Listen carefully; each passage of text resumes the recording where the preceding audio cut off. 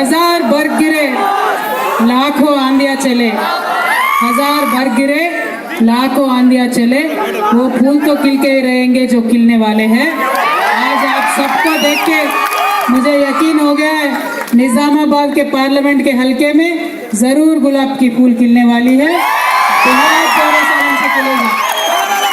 हमारे मंच पे आज हैदराबाद से महमूद अली साहब, हमारे तेलंगाना गवर्नमेंट के होम मिनिस्टर साहब आए हैं। मैं उनका बहुत बहुत निजामाबाद में वेलकम करती हूँ। साथ में हमारे मिस्टर डेवलपमेंट गणेश बिगाला जी हैं, जो यहाँ के एमएलए साहब हैं। यासीन साबरी साहब है, मीर मजाज अली साहब है, आबिद रसूल खान साहब, खुद्दूस भाई, मिर्जा यूनुस बेग साहब, नवीद इकबाल साहब, राफत खान साहब, तारिक अंसारी साहब, फयाज साहब, इमरान शहजाद, अनवर साहब, दंडू शेखर, राजेंद्र प्रसाद। इलेक्शन हो रहा है तो हमें सोच मुल्क के बारे में करना चाहिए। आपने पिछली बार रियासत के बारे में सोचा और गणेश बिगाला साहब को आपने वोट दिया, कार के निशान पे वोट दिया और यहाँ पे टीआरएस की हुकूमत वापस लाने के लिए आपने अपना सपोर्ट दिया। अब मरकज में सरकार किसको बनाना है ये तय करने के लिए इलेक्शन आ रहे हैं। देखिए आज हालात ऐसा है, मोदी जी इतने झूठ बोल चुके हैं कि उनका ग्राफ दिन ब दिन घटते आ रहा है। पूरे देश में चर्चा है, बीजेपी का पूरा घटते आ रहा है। और राहुल जी के पास तो कोई बताने के लिए कुछ चीज है नहीं। देश के लिए कल क्या करना है, देश को कहाँ लेके जाना है, ऐसा विजन उनके पास है नहीं। तो कांग्रेस पार्टी मुकाबले में नहीं आ रही है, तो बीजेपी का सीट घट रही है और कांग्रेस नहीं उठ रही है। तो बीच में जो गैप है, इसमें टीआरएस पार्टी जैसे मजबूत रीजनल पार्टीज को आज पूरे मुल्क में एक रोल अदा करने का वक्त है। ये बहुत सही मौका है रीजनल पार्टीज को पूरे मरकज के सरकार को चलाने का एक सही वक्त है, सही मौका है। इसीलिए मैं आज जितने भी जलसे में शामिल हमारे इंटेलेक्चुअल्स है, स्टूडेंट्स है, सभी से मैं इतना ही रिक्वेस्ट करना चाहती हूँ, ये मौके को हाथ से जाने मत दीजिए। आपने तेलंगाना में फैसला किया है कांग्रेस को बर्खास्त करेंगे, बीजेपी को बर्खास्त करेंगे तो तेलंगाना रियासत आगे बढ़ेगा। और हमने करके दिखाया, आपने हम पे यकीन किया, हमने आपके साथ निभाया और करके दिखाया। टीआरएस पार्टी ने तेलंगाना में हुकूमत चलाते हुए आज पूरे हिंदुस्तान में अव्वल दर्जे पे अपने रियासत को हमने खड़ा किया। अब सबसे मैं यही गुजारिश करना चाहती हूँ कि देश भी, हमारे मुल्क भी तभी आगे बढ़ेगा जब कांग्रेस को हम मुल्क से बर्खास्त करेंगे और बीजेपी को हम मुल्क से बर्खास्त करेंगे, तब जाके ही मुल्क आगे बढ़ेगा।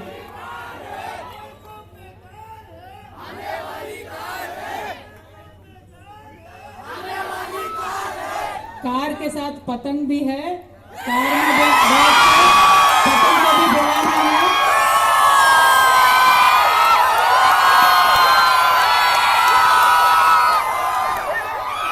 बहुत बहुत बहुत बहुत अच्छे दिन आने वाले हैं कार के लिए।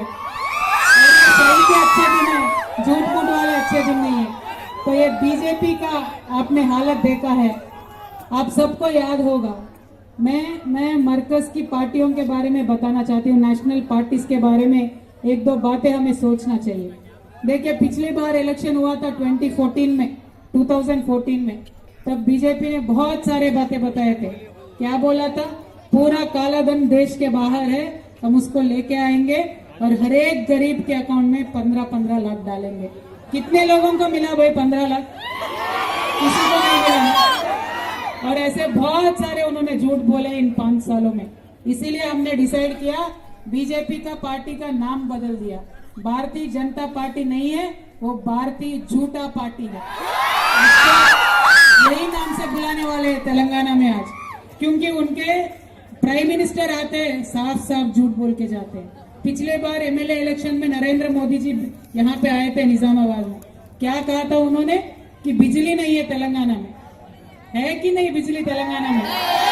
पहले मर्तबा ऐसा हुआ है 70 साल के बाद तेलंगाना में 24 आवर्स करंट रहता है। नॉट ओनली इन निजामाबाद, किसी भी गांव में कहीं भी आप जाइए 24 आवर्स करंट रहता है। एक देश के प्रधानमंत्री आते हैं तो सोच समझ के उनको बोलनी चाहिए, पूरा सच्चाई क्या है पता करके बोलना चाहिए।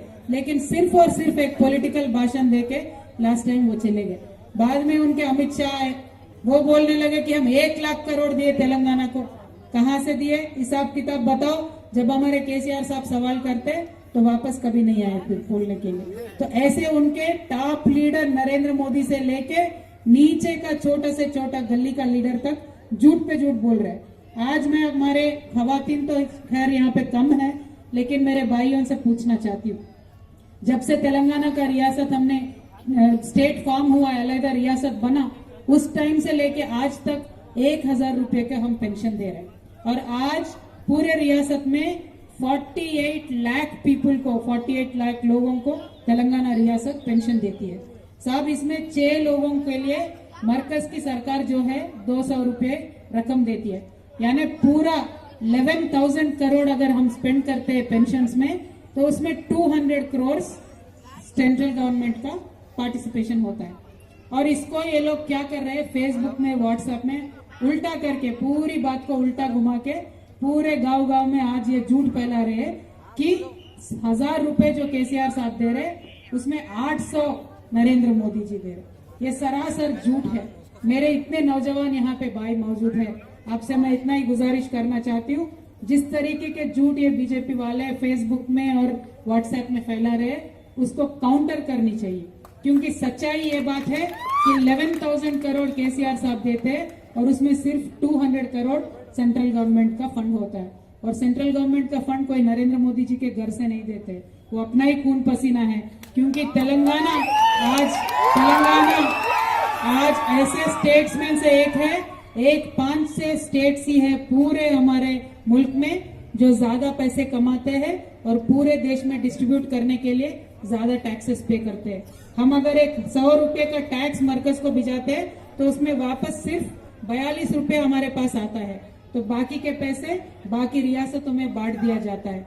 और इस तरीके से, इस तेज रफ्तार से आज तेलंगाना आगे बढ़ रहा है कि हम ज्यादा से ज्यादा टैक्स पे करने लगे हैं और मुल्क के डेवलपमेंट में सबसे ज्यादा बड़ी रोल आज तेलंगाना का है।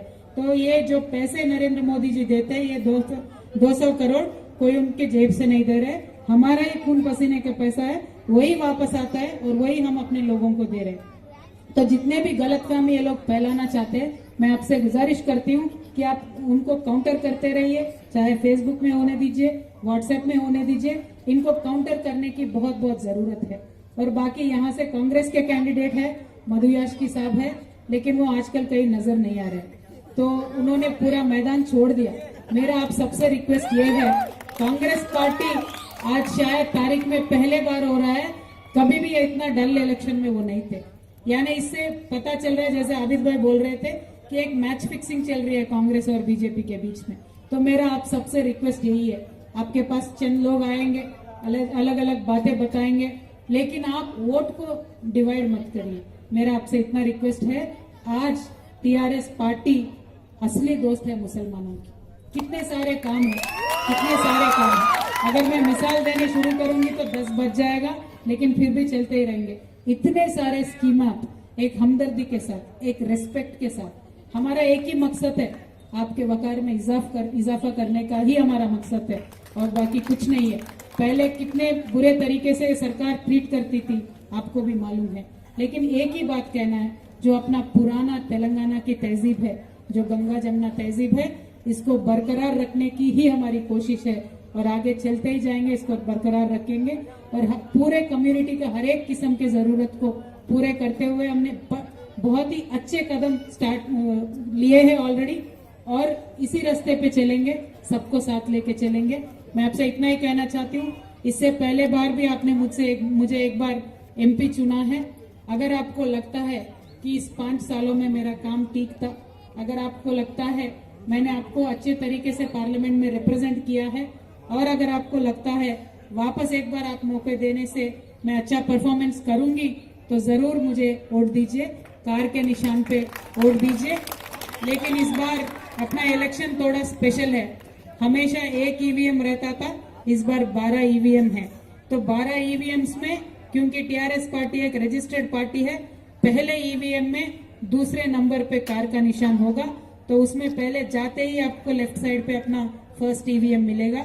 इतने सारे नौजवान हमारे दोस्त हैं, आपसे मेरी गुजारिश है, वोटिंग के दिन एक सोल्जर के तरह हमें खड़े रहना है और बुजुर्गों को बताना है कि पहले ईवीएम में दूसरे नंबर पे वोट डालना है।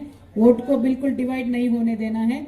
ईवीएम में भले अपना नंबर 2 है, रिजल्ट में हमारा अव्वल रहना चाहिए। इस तरीके से हमारा कोशिश चलना है। और मैं तो निजामबाग की बहू हूँ, मैं हमेशा यही हूँ, आपके साथ ही हूँ।